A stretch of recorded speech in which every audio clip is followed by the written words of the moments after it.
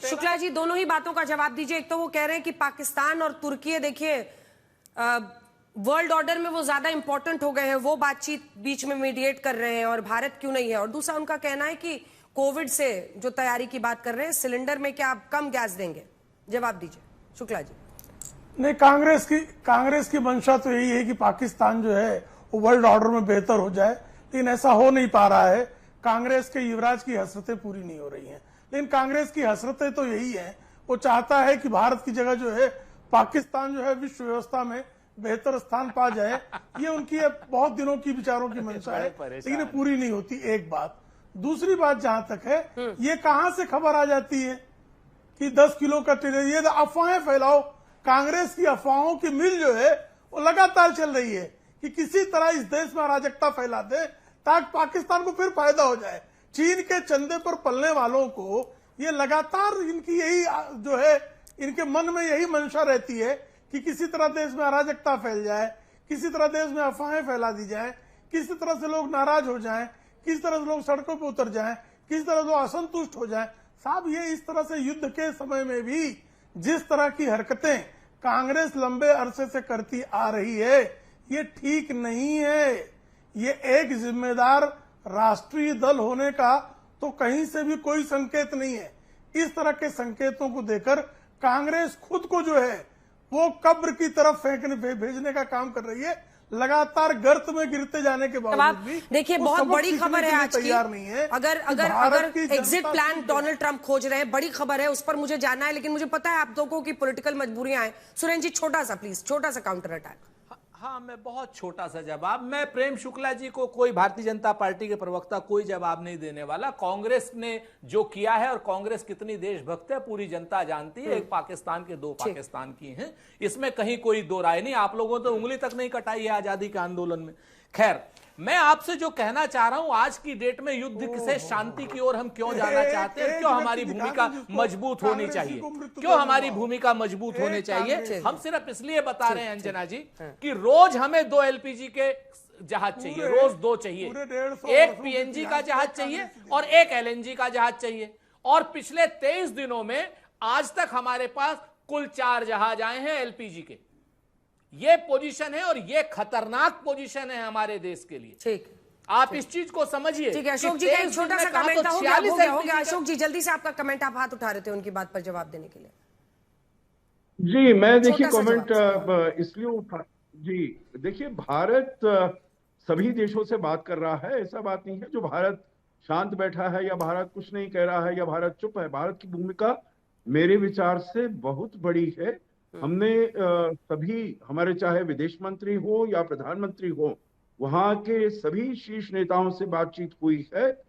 अपने यहाँ पर जो भी है, चाहे वो तेल को लाने के लिए, हमारे जो नागरिक हैं उनकी सुरक्षा के लिए, सभी से बातचीत चल रही है। देखिए, जहां तक पाकिस्तान का है, मैं तो समझता हूं जो पाकिस्तान अमेरिका के साथ केवल चापलूसी करके उसके साथ जमा हुआ है, उसको उसने क्रिप्टो कुछ दे दिया है, कुछ मिनरल्स, क्रिटिकल मिनरल्स बताया हमारे पास है, मेरे विचार से कुछ नहीं है। बोर्ड ऑफ पीस का मेंबर बन गया है। देखिए, भारत ऐसी चापलूसी में नहीं पड़ता है। हम बोर्ड ऑफ पीस के ऊपर भी हमने कोई निर्णय नहीं लिया है। और हम जो राष्ट्रपति डोनाल्ड ट्रंप कहते हैं, जो उन्होंने ऑपरेशन सिंदूर के उसमें उन्होंने काम किया, हम नहीं मानते हैं। ठीक है, बिल्कुल। पाकिस्तान तो ये कहेगा जो आपको नोबेल प्राइज मिल जाए तो वो उसका नाम सही हो जाता, बिल्कुल नाम ले लेंगे। ये इसी पर वापस बड़ी खबर पर आते हैं सर, क्योंकि देश के अंदर तो ये सब जो सवाल है उनके बीच आज बड़ी खबर यही है ना कि भाई क्या वाकई ईरान रुकेगा? क्योंकि ईरान रुकेगा। जल्दी से मेजर दयाल, अब मैं इस पर आती हूँ, इंटरनेशनल सिनेरियो पर। क्या वाकई ईरान को आज मेज पर नहीं आना चाहिए, बातचीत के लिए तैयार नहीं होना चाहिए? और ये जो बार बार ये हम अकेले खड़े हुए अमेरिका के खिलाफ, अकेले खड़े हुए अमेरिका के खिलाफ, तो ये फूल तो बरसा नहीं रहे थे। अगर ये खाड़ी के देशों पर हमले कर रहे हैं, इजराइल पर हमले कर रहे हैं, स्कूल पर हमला हो रहा है, तो ये भी तो फूल नहीं बरसा रहे हैं ना ईरान। देखिए अंजना, बिल्कुल इसमें कोई शक की बात नहीं है कि ईरान भी एक एग्जिट चाहेगा। वो थोड़ी चाहेगा बिल्कुल तबाह हो जाए। वो उसकी अगर उसकी ऑयल रिफाइनरीज, उसकी पावर सेक्टर पूरा का पूरा तबाह हो गया और गल्फ का तबाह हो गया तो किसका नुकसान है? अरब वर्ल्ड का नुकसान है। इसका तो इजराइल बेनिफिशियरी है। ये तो बेसिक चीजें ये भी समझते हैं। लेकिन मैं एक छोटी सी बात बीच में इंटरजेक्ट करूंगा। देखिए आज क्या हो रहा है दुनिया में, वो ये जो अगर पीस भी आएगी ना तो इनकंक्लूसिव पीस है, क्योंकि किसी प्रिंसिपल्स पे, किसी वैल्यूज पे संधि, सीज फायर, उन पे टर्म्स एंड कंडीशंस पे नहीं हो रहा जो दोनों साइड चाह रहे हैं। दोनों कंप्रोमाइज करके करेंगे। और ऐसे टाइम पे बाद में अगर भारत की जो नेशनल पावर है, हम सबको एक चीज का फख्र होना चाहिए कि 70 साल में हमने अपनी नेशनल पावर बनाई है, अपनी मिलिट्री पावर बनाई है, अपनी टेक्नोलॉजिकल पावर बनाई है। अपनी जो पावर है वो काम आएगी भाई। ये दुनिया जब इस तरह से हो जाएगी, हालात स्टेबिलिटी रहेगी, तो भारत की जो नेशनल पावर है वो आपके काम आएगी। जनरल दयाल, नेतन्याहू मानेंगे? हाँ जी, क्योंकि जब पार्स गैस फील्ड पर हमला हुआ तो अमेरिका ने हाथ खड़े कर दिए। नेतन्याहू ने कहा मैंने खुद ही किया था। तो जब मतलब बहुत ही क्रूशियल इंस्टॉलेशन पे, जो कि सबसे बड़ा फ्लैश पॉइंट बना, क्या नेतन्याहू रुकेंगे? नहीं, ये सब जो है कंफ्यूजिंग स्टेटमेंट्स है। नेतन्याहू और अमेरिका के बगैर नेतन्याहू जी कुछ नहीं कर रहे थे। ये पूरा एक जॉइंट ऑपरेशन है। वो लेबनान में कुछ दिन करेंगे, फिर उनको भी शांत होना पड़ेगा, क्योंकि अगर अमेरिका बैकआउट कर जाएगा, पहले तो बाहर है ईरान वर्सेस, मैंने पहले ही बोला, Iran versus America and Israel, पहले तो वो मुद्दा है। फिर मुद्दा आता है लेबनान का। तो अगर उसमें फिर और इंटरवीन करेंगे लोग, इजराइल को भी मानना पड़ेगा, क्योंकि वो तो बगैर बात की लड़ाई लड़ रहा है। लेबनान में कोई लेबनान ने फायर थोड़ी किया था। ये तो आप लेबनान में मौका देख के अपना उल्लू सीधा कर रहे थे नेतन्याहू। देखिए उसमें कोई शक की बात नहीं। इस पूरे एरिया को अनस्टेबल करने में प्रेसिडेंट नेतन्याहू की महत्वाकांक्षाओं का एक बहुत बड़ा रोल है। वो पिछले 25-30 साल से अपने देश में राज कर और करना चाहेंगे, तो वो भी कंट्रोल होगी। ये पीस किसी तरह आएगी तो फिर कुछ न कुछ इसका इलाज होगा। इन चीजों का कोई संधि निकलेगी। पर अभी बेनी साहब, आपका रिएक्शन इस पर, आपका रिएक्शन इनकी बात पर। उससे पहले खबर आ रही है, आपको बता दें, रविवार रात को हुई अमेरिका और ईरान की बातचीत। ये खबर इस वक्त आ रही है। Senior officials from Turkey, Egypt and Pakistan held separate talks, यानी तुर्की, इजिप्ट और पाकिस्तान ने अलग से बातचीत की। व्हाइट हाउस के एनवॉय स्टीव विटकॉफ, अगर आपको याद हो, इससे पहले भी ये फॉक्स बिजनेस का दावा है। अब्बास अरागची बातचीत में शामिल थे। ये एक्सियोस का दावा है कि स्टीव विटकॉफ और ईरानियन जो फॉरेन मिनिस्टर है अब्बास अरागची, इन दोनों की बातचीत हुई है। क्या इजराइल को इस बातचीत के बारे में पता था बेनी साहब कि ये बातचीत हो रही है और सीज फायर की तरफ बढ़ सकते हैं? क्योंकि 5 दिन में अगर बातचीत अच्छी चलती है तो सीज फायर करेंगे, ये डोनाल्ड ट्रंप ने कहा है। और बेनी साहब वो कह रहे हैं कि मतलब इस पूरे एरिया को अनस्टेबल करने पर का वो इल्जाम लगा रहे हैं। आपका इस पर जवाब बेनी साहब? फर्स्ट ऑफ ऑल, हम लोग को, आई एम सो श्योर कि हमारे प्राइम मिनिस्टर को मालूम था जो कुछ हो रहा है। दूसरी बात में, जब टॉक्स होते हैं तो they are blessed, why not करने मांगते टॉक, बिकॉज ये बर्बादी जो हो रही है हम दोनों साइड में, और मेरे को तो नहीं पसंद है, बट जो कुछ हो रहा है अभी, जो टॉक्स हो रहे हैं, जो वॉर हो रही है, सब ट्रम्प के बीच में और नेतन्याहू के बीच में, सब बराबर they know each other what they are doing. And अभी लेबनान के बारे में आपने, दवाल साहब ने बात की। लेबनान ने हम लोग ने कुछ नहीं किया, उन लोग ने शूटिंग चालू किया because they want to prove that they are proxies of Iran and they started. तो हम लोग ने भी चालू किया and we are telling the government of Lebanon, please stop it. आप ना बोल रहे हैं, मेरे को मालूम है, बट ये मैं इधर हूँ और मेरे को मालूम है क्या चल रहा है।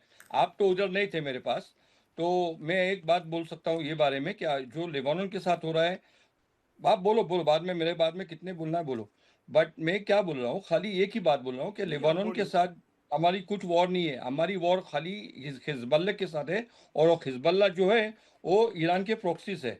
और जो कुछ हो रहा है हमारे बीच में, वो लेबानन के सिटीजन्स और इजराइल के सिटीजन सफर कर रहे हैं।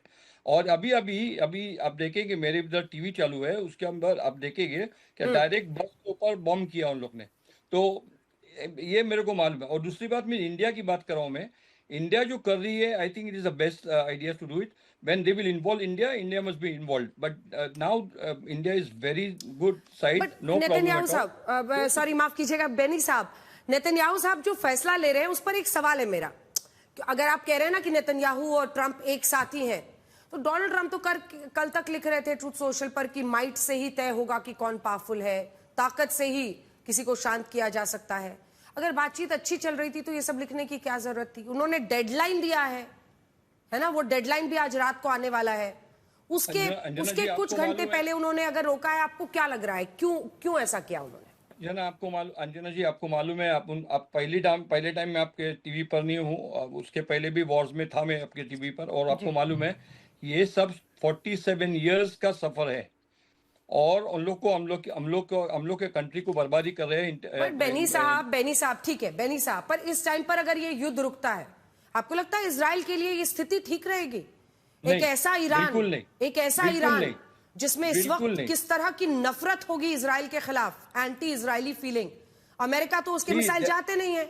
आप अपनी स्थिति देखिए ना, आपकी क्या हालत हो जाएगी? हमारे मिसाइल जाते नहीं उधर, तो यही मिसाइल ही करते रहना है क्या हमेशा? नहीं, मेरे को मिसाइल नहीं करना है। मैं बोलता हूँ ना, कल बैठ के बात कर सकते हैं ईरान लोग के साथ, बोलेंगे चलो we are not worried about Israel, we will not destroy Israel, we don't have any problem with anybody. But जब तक उन लोग बोलेंगे क्या इजराइल को हम खत्म करेंगे, इजराइल को ये करेंगे वो करेंगे, till that time we'll fight for them, we'll fight, because we want the end of this thing. We don't want that every time whenever it's not good for them, they will send Houthis को, इसको बोलो, Iran को बोलो, Yemen को बोलो, Iraq को बोलो, Lebanon को बोलो, क्या करो, मारो इजराइल को।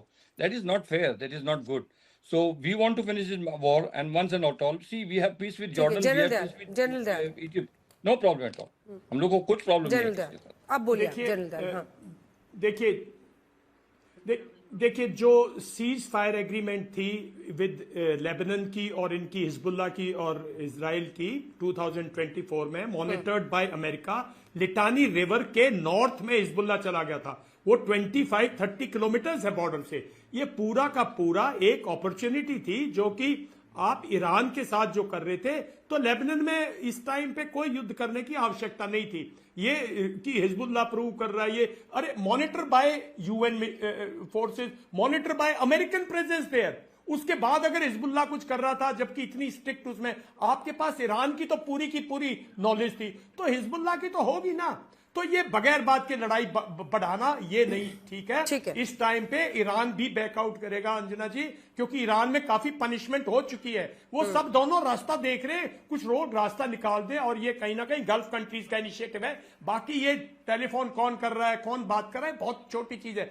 गल्फ कंट्रीज जो है उन्होंने बहुत रेजिलेंस शो की है, बहुत मैच्योरिटी शो की है। उन्होंने जवाब नहीं दिया, उनके ऊपर पनिशमेंट भी हुई, उनकी आग भगदड़ मची, प्रॉपर्टी गिरी, उनका धंधा बंद हो गया, बिजनेस बंद हो गया, लेकिन उन्होंने रिस्टेन किया और वो पीस चाहते हैं। वो नहीं चाहते इजराइल दादागिरी करे या ईरान दादागिरी करे, वो चाहते। और जब ये खत्म हो जाएगी ना अंजना जी, 4-5-6 महीने के बाद, तब मेरा मानना यह है कि हमारा एक रोल उभर के आ सकता है, क्योंकि हम एक बहुत मजबूत देश है और हम सबसे ज्यादा इफेक्टेड है। हमें एक्चुअली यहाँ पीस के लिए हमें सबसे बड़ा बिल्कुल अशोक जी पर अगर हम पूरा सीक्वेंस ऑफ कॉन्वर्सेशंस देखें, ठीक है मैं लौट रही हूँ आपके पास, तो 3 मुल्क जिसको चुनता है ईरान बातचीत करने के लिए, अगर ये फॉक्स न्यूज और एक्सियोस न्यूज की खबर सही है, तो वो देश है 3 अन्य मुस्लिम देश, इजिप्ट, पाकिस्तान और तुर्की। क्योंकि अब खाड़ी देशों के साथ तो कोई सवाल उठा नहीं था, खाड़ी देशों में तो उन्होंने अपना, ईरान ने चौपट कर ही ली है स्थिति,